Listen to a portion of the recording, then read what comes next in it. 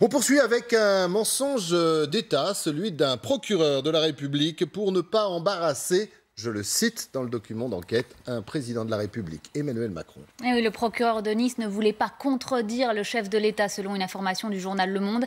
Et c'était dans le cadre de l'affaire Geneviève Leguet, blessée dans une manifestation de Gilets jaunes en mars dernier. Le magistrat est finalement revenu sur sa première déclaration et reconnaît la responsabilité des forces de l'ordre. Les explications d'Anne-Sophie Châtenay et Lucas Prévost.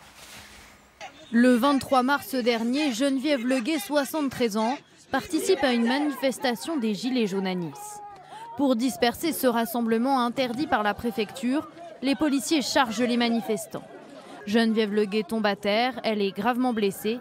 En conférence de presse, le procureur de la République de Nice dédouane les policiers. Qui vraiment a poussé cette dame-là, étant précisé que ce n'était pas un fonctionnaire de police avec l'équipement noir, les boucliers.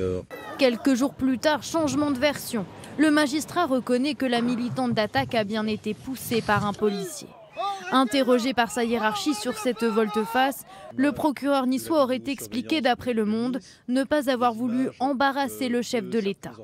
Dans la presse, Emmanuel Macron avait écarté toute violence policière.